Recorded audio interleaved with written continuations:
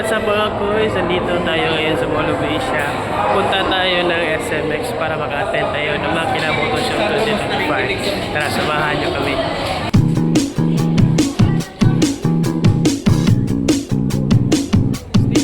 Yan, dito na kami. So, papasok na kami sa Makina Motor Show. At line up ko na para sa registration. Ayan, dito na tayo sa Makina Motor Show. First time.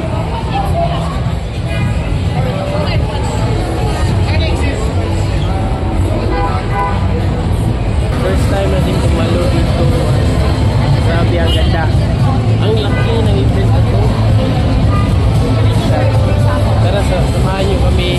Samahan nyo kung tingin-tingin tayo dito.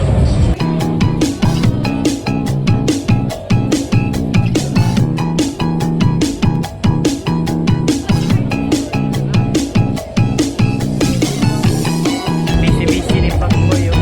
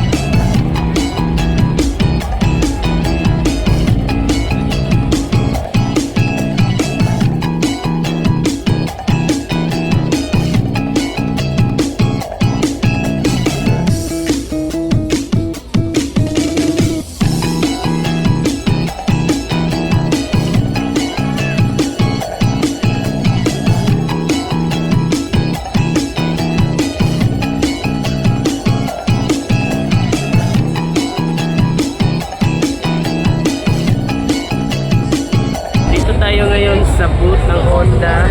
Nandito pala yung bagong release ni Honda, ang ADV 350. Merong display dito sa Honda booth.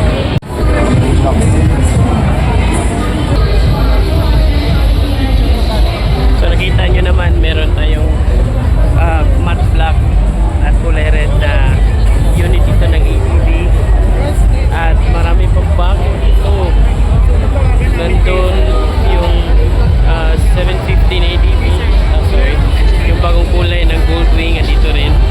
Ayan o, bagong kulay, color gold na talaga, literal na gold wing, literal na gold wing. Parang kulay lang naman binago dito. Napakaangas ng Africa Twin. May balik tayo sa 350 na ADV.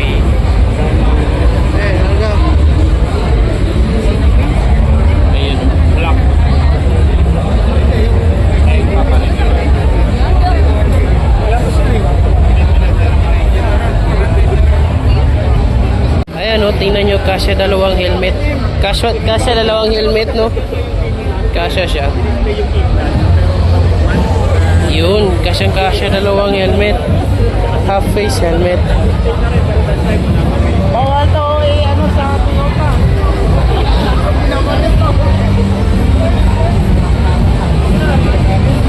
Ganun pa rin naman yung specs. Ano ba? Most likely the same specs doon sa 160. Inverted forks. Ano pa? Naka-Showa pa rin. May TCS, may ABS. Yun nga lang, 350 ito.